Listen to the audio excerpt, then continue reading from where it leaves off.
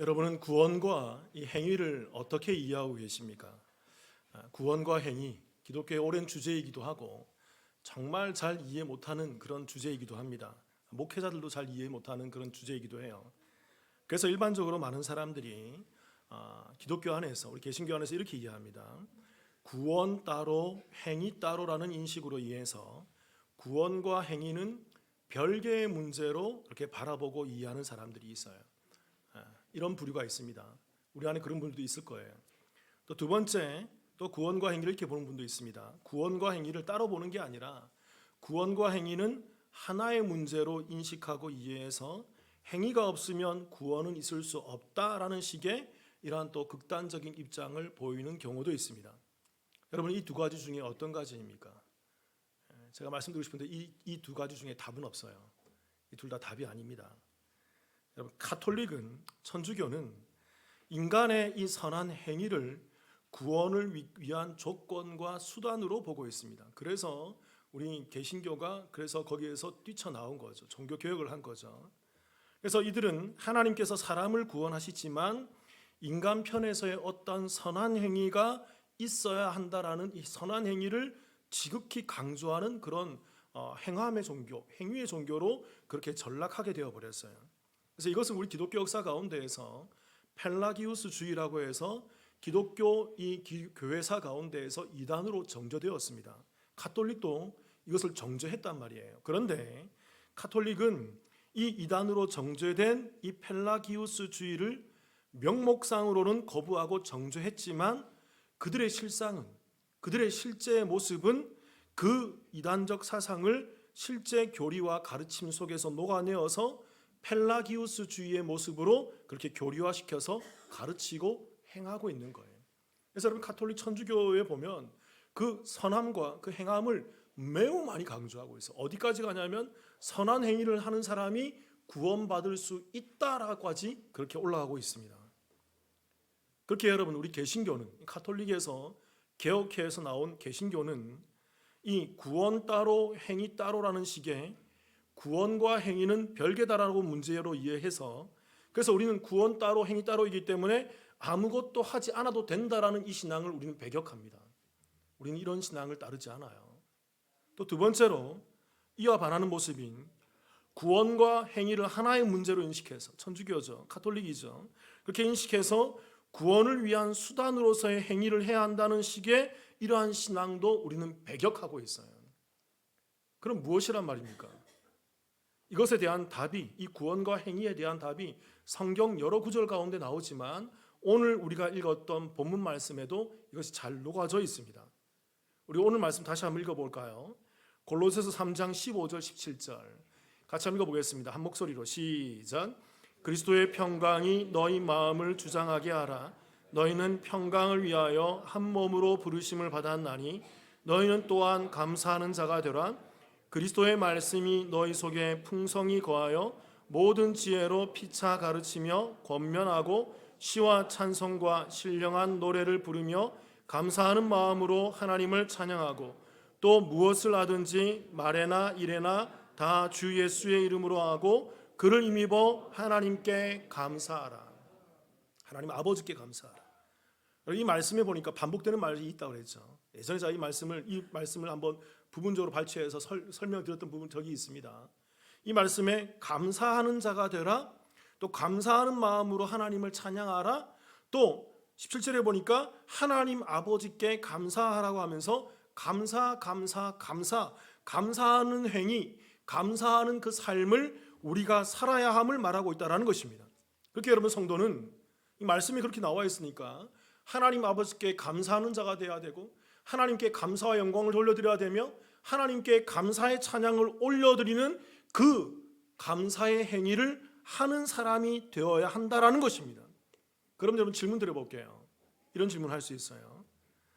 우리가 왜 하나님께 감사하고 감사 찬양을 드리며 하나님 아버지를 감사해야 할까요? 하라고는 되어 있지만 그 이유가 뭘까요? 우리가 왜 해야 되죠? 하나님께 왜 감사해야 되고 왜 감사 찬양을 드려야 되고 하나님 아버지를 왜 감사하며 그 모든 것 감사를 하나님께 올려드려야 된단 말입니까? 역시 오늘 말씀에 해답이 나와 있어요. 15절을 다시 띄워보세요. 3장 15절에 보면 이런 말씀이 있습니다. 서두에 보니까 누구의 평강이? 그리스도의 평강이 우리 가운데 있기 때문이란 말입니다. 이 평강, 이 말은 우리가 잘 아는 단어죠. 헬라어로 에이레네, 그리고 히브리어로는 뭐예요? 샬롬이죠. 이게 평안, 평화, 화평, 평강, 화목, 성경에서 여러 가지 그런 평강의 말로 번역되는 말씀이란 말입니다. 그래서 우리가 이 그리스도의 평강 때문에, 이 평강 때문에 우리가 하나님께 감사와 영광을 올려드려야 되는 거죠. 평강은 무엇입니까? 예수 그리스도의 복음으로 말미암아 전쟁이 없는 상태, 하나님과 나와의 거리낌이 없고 하나님과 나와의 관계가 회복되어 있는 상태가 되어 있기 때문에, 하나님과 나는 전혀 관계가 없는 상태에서, 그 죄인된 상태에서 그리스도로 말미암아 관계가 회복되었기 때문에 우리가 하나님께 감사와 그 감사 찬양을 올려드릴 수 있게 된다라는 거예요. 여러분 잘 아셔야 됩니다. 여러분 강조하지만 예수님께서 이 땅에 오신 목적은 평강, 에이레네, 샬롬 때문에 오셨어요. 우리의 병을 낫게 해주기 위함도 아니고, 여러분 우리의 그 가난함을 부자되게 만들어주기 위함도 아니고, 우리의 자녀가 더 이 땅에서 풍요하고 이렇게 풍성하게 자라갈 수 있도록 이 땅에 예수님이 오셔서 그들을 그렇게 만들어주시기 위함에 오신 것이 아니라는 것입니다. 예수님이 이 땅에 오신 이유는 평강, 에이레네, 샬롬을 주시기 위해서 오신 거예요. 이 평강, 에이레네, 샬롬이 무엇입니까? 우리는 죄인된 상태에서 하나님을 알지 못하고 하나님을 찾지도 못하고 하나님을 기억지도 못하고 하나님을 생각지도 못하는 그 모든 사람이 죄를 범하는 그 상태에 빠져있던 사람이에요. 우리는 죄 가운데 완전히 빠져있던, 진흙탕 속에 빠져있던 사람이에요. 그걸 죄라 그런단 말입니다. 이러한 죄 가운데에서 예수님께서 이 땅에 우리의 몸을 입고 오셔서 십자가와 부활의 사건을 통해서 우리 대신 우리의 모든 죄를 다 담당하셔서 하나님과 우리와의 끊어진 그 실타래, 끊어진 그 관계를 회복시키셔서 우리가 하나님을 찾게 만들고, 우리가 하나님을 기억하게 만들고, 우리가 하나님을 경험하게 만들 수 있는 그 평강, 그 화목한 관계를 우리 가운데 주셨다라는 것입니다. 그래서 여러분, 이 평강을 입은 성도들이 이 땅에서 가져야 될 삶의 자세, 그 제일 자세, 그게 바로 뭘까요? 나에게 하나님이 계시구나. 그 하나님이 창조주일 뿐만 아니라 나를 구원해 주신 구원주이시구나. 그래서 내가 이 땅에서 시작된 천국을 살고 내가 죽어서도 그 영원한 천국에 살아가게 되는 거구나. 그래서 내가 그 모든 것을 알게 된, 그 은혜를 알게 된 성도들이 그 입술에서 제일 먼저 터져 나오는 고백이 뭘까요? 그게 바로 오늘 주제인 뭐예요? 그게 바로 감사예요. 그래서 오늘 말씀에 그리스도의 평강이 그 평강으로 말미암아 우리는 감사하는 자가 되고, 우리는 그 속에 풍성하게 거하게 되어서 감사하는 마음으로 하나님을 찬양하게 되는 것이고, 그를 힘입어서 하나님 아버지께 감사하게 된다라는 것입니다. 우리가 이러한 이해 속에서 여러분 이 말씀 오늘 15절부터 17절을 상세하게 한 절씩 한번 보겠습니다. 골로새서 3장 15절 같이 한번 읽어볼까요? 다시 한번 읽어보겠습니다. 시작. 그리스도의 평강이 너희 마음을 주장하게 하라. 너희는 평강을 위하여 한 몸으로 부르심을 받았나니 너희는 또한 감사하는 자가 되라. 잘 보세요. 15절 하반절 맨 마지막에 감사하는 자가 되라 라고 하는데, 왜 감사하는 자가 되어야 됩니까? 감사하게 되는 자가 되는 비결이 무엇입니까? 서두에 그리스도의 평강이, 그 평강, 그 에이레네가 누구의 마음을 주장하게 하라고요? 너희의 마음을 주장하게 하라는 것입니다.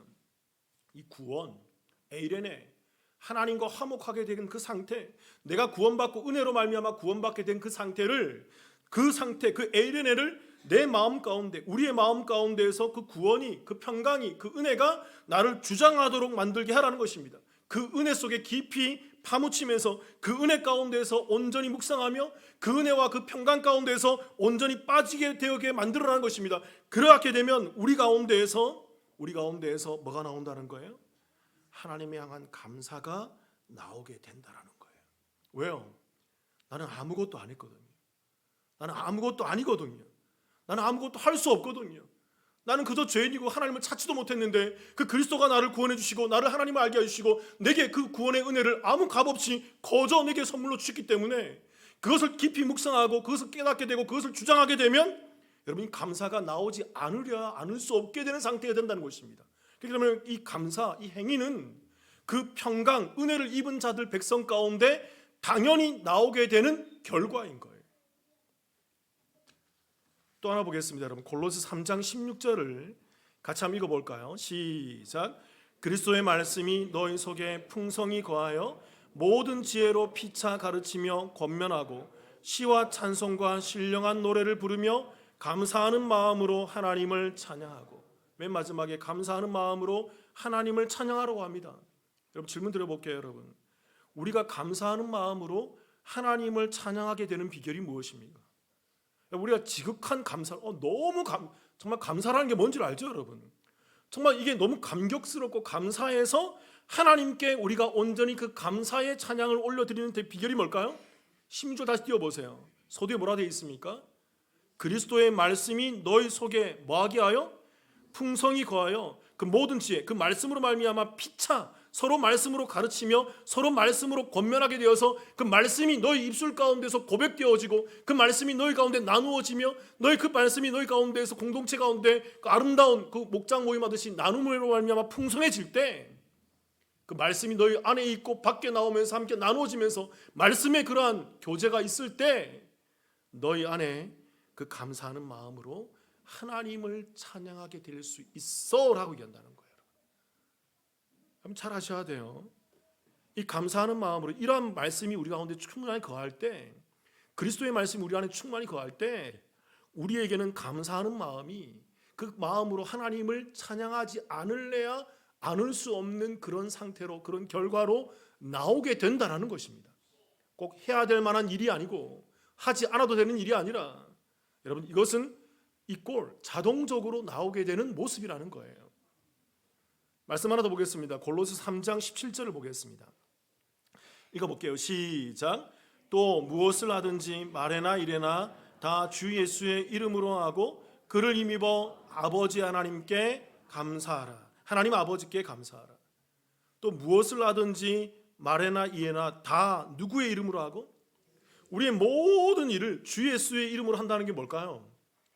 내가 구원받고 내가 그 에이덴의 평안한 상태가 되어서 그리스도의 은혜 가운데에서 살아가는 그 일을 하게 될 때 그 은혜로 말미암아 그 예수의 에이덴을 힘입어 그 평강을 힘입어서 우리가 하나님 아버지께 뭐 하게 되는 거예요? 감사가 나오게 된다는 거예요. 이런 상태일 때 감사가 나오지 않으려야 않을 수 없는 상태가 된다는 것입니다. 여러분, 이 구원과 행위, 이 은혜와 행위는 이런 관계 가운데 있다는 거예요. 그렇게 여러분, 우리의 행위로 나오게 되는 이 감사, 행위가 감사죠. 감사가 행위이죠. 이 감사, 이 행위는 첫 번째로 해도 되고 안 해도 되는 그런 것이 아니에요. 우리 개신교는 이것을 배격합니다. 이 행위가 나와야 돼요. 근데 두 번째로 구원의 수단과 조건으로 나오는 것도 아닙니다. 우리가 구원받기 위해서 이 구원의 수단과 조건으로 이 행위를 해야 돼? 감사해. 넌 그리스도에 왜 감사하지 않아? 너 구원받으려면 감사해야 돼. 너 구원받으려면 착한 일 많이 해야 돼. 너 구원받으려면 좋은 일 많이 해야 돼. 그런 것도 아니에요. 세 번째죠.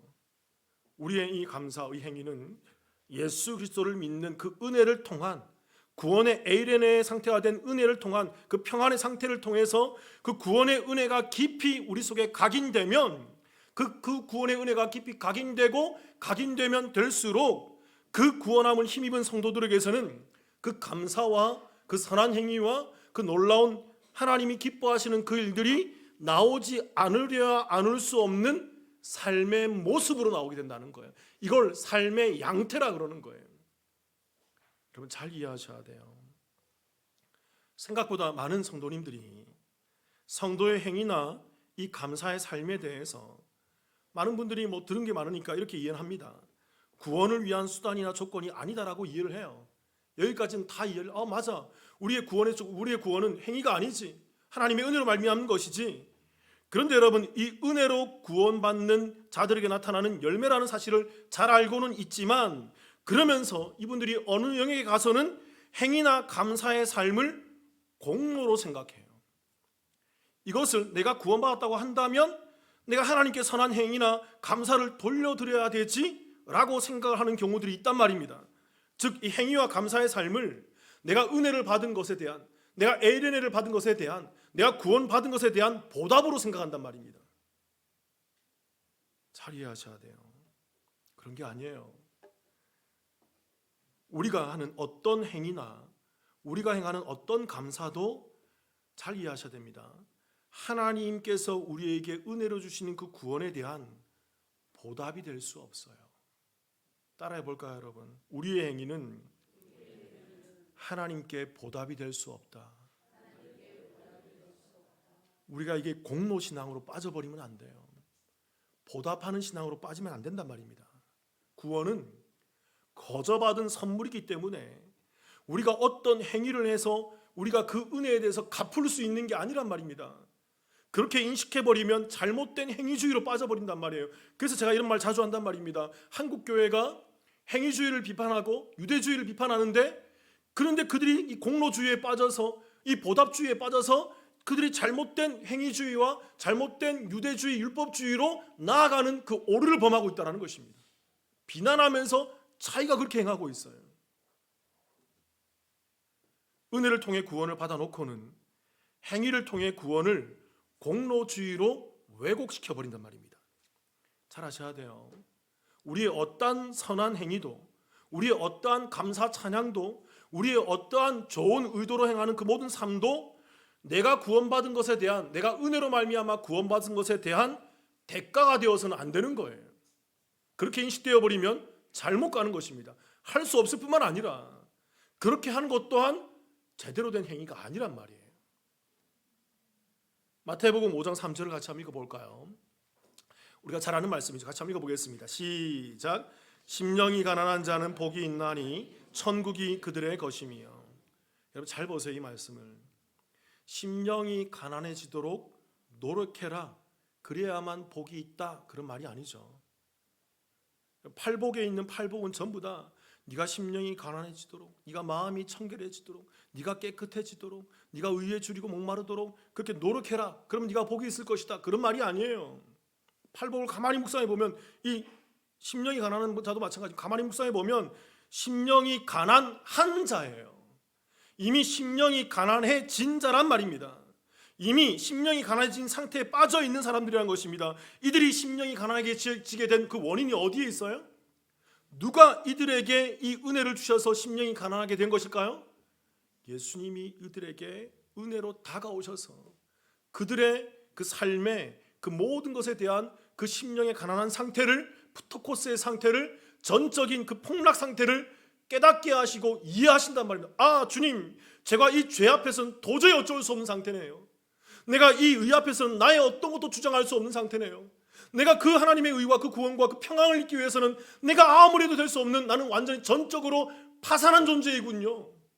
그것은 하나님이 은혜로 우리 가운데 깨닫게 해주셔서 그 가난함의 상태를 우리 가운데 입혀주신다라는 거예요. 그런 사람들이, 다시 보세요, 5장 3절 띄워보세요. 그 심령이 가난한 자, 그 심령이 가난해진 자가 뭐가 있다고요? 그들이 복이 있는 것입니다. 그 복이 뭐죠? 그들에게 무엇이 있을 것이며 천국이 그들의 것이. 이 천국은 어떤 천국이다? 이 땅에 뭐한 천국? 이미 임한 천국이다. 이 땅에서 그들은 그 가난해진 상태에서 예수 그리스도를 경험하게 되고 그리스도의 은혜를 입게 되어서 하나님을 온전히 경험하게 되는 이 땅에 시작된 천국을 살아갈 것이기 때문에, 아, 나 혼자가 아니었구나. 하나님이 나를 창조하셨고 그 하나님이 내게 역사하셨으며 그 하나님이 내 삶을 주도하신 것이구나. 모든 것이 하나님의 손안에 있구나. 사탄도 하나님의 손안에 있구나. 그것을 깨닫게 됨으로 말미암아 그들은 이 땅에서 천국을 소유한 자로 살아가게 된다라는 것입니다.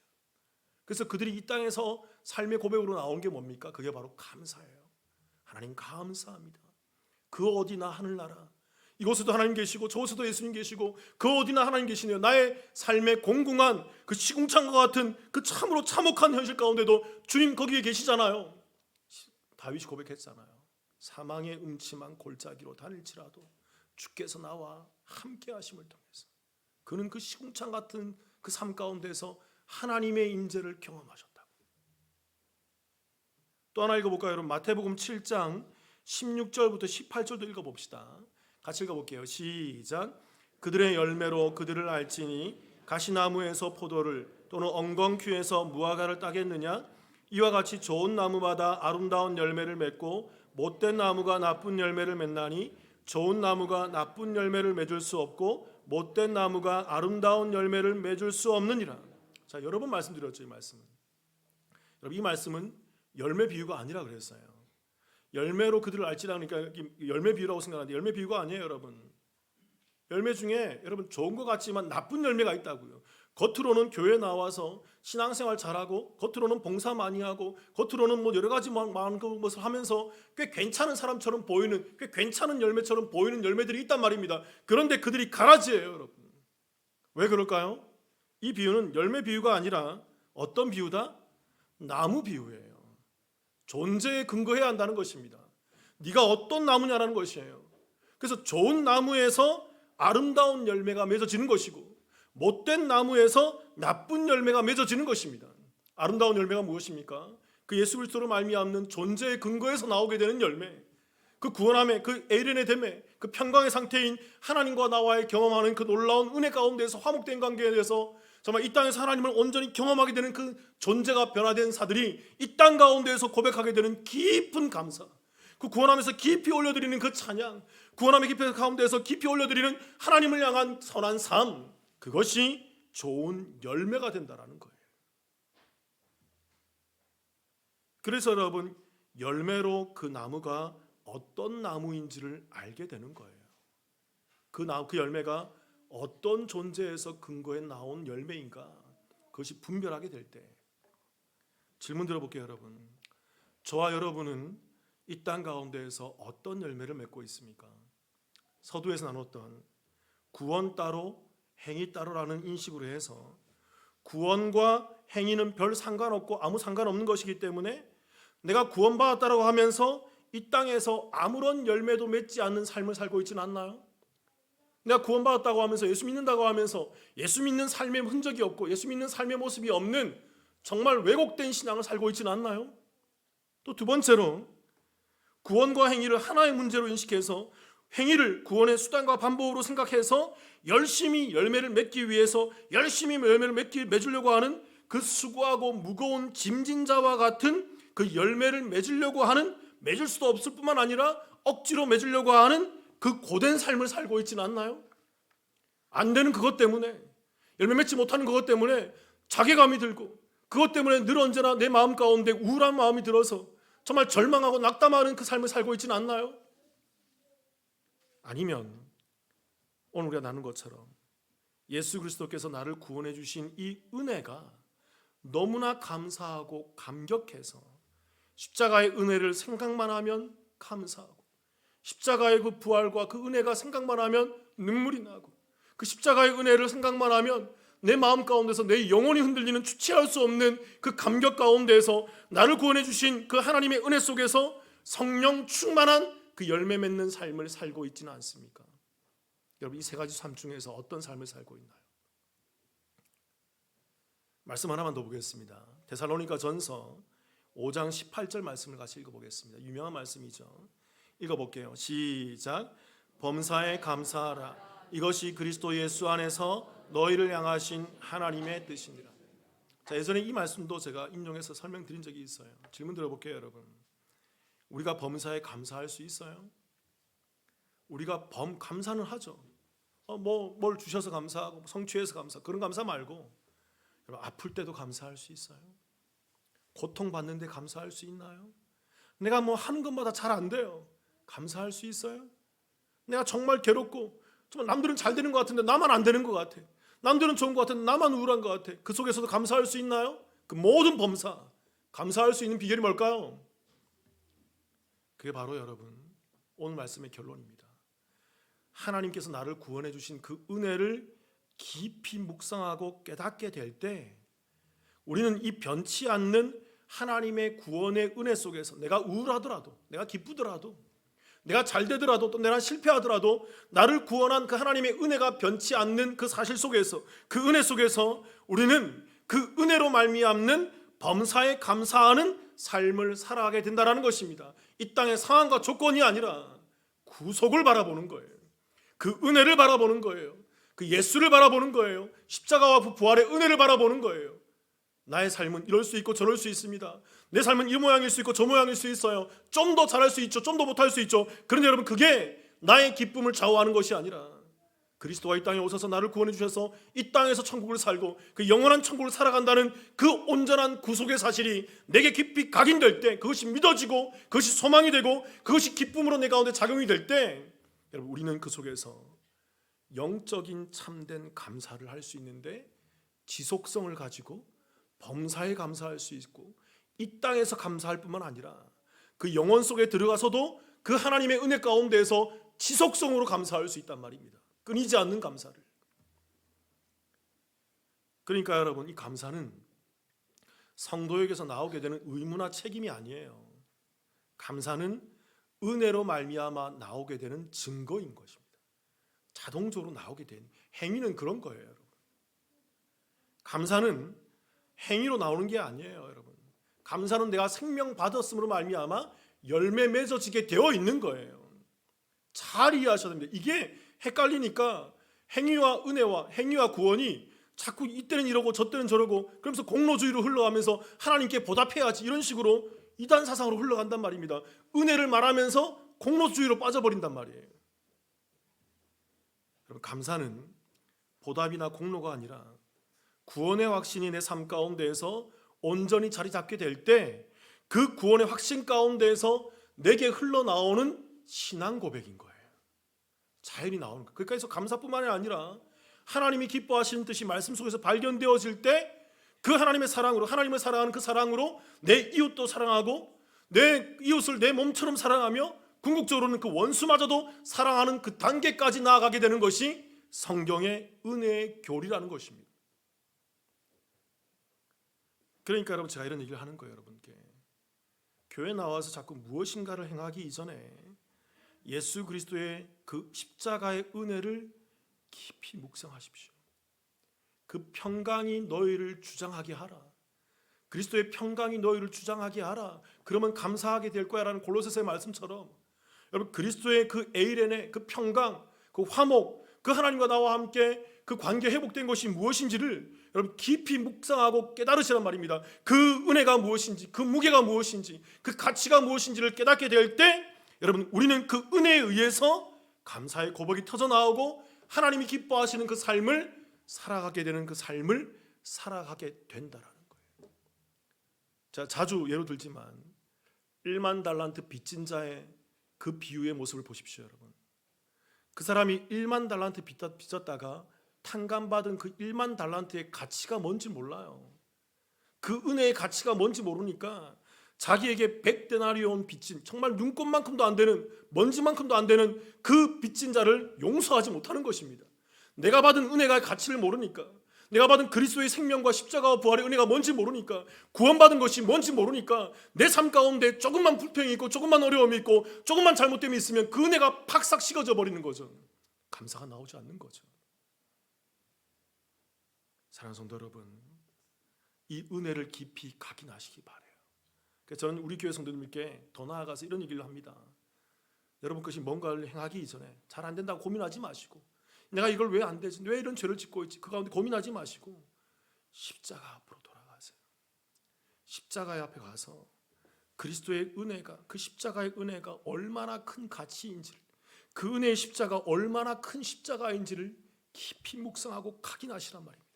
그 은혜가 깊어지고 그 은혜가 넓어지는 만큼 저와 여러분들의 감사가 달라질 거예요. 저와 여러분들의 이 땅의 삶이 달라질 거예요. 저와 여러분 남북교회가 이 원주 땅에서 그 모든 그리스도의 복음으로 말미암는 예배하는 모습이 달라질 거란 말입니다. 사랑하는 성도 여러분, 저와 여러분이 이 은혜 속에서 범사에 감사하며 날마다 감사하며 주님 오실 때까지 이 시작된 천국을 감사함으로 채워가시는 그 성도의 삶을 살아가시기를 주님의 이름으로 축원합니다. 같이 기도하십시다.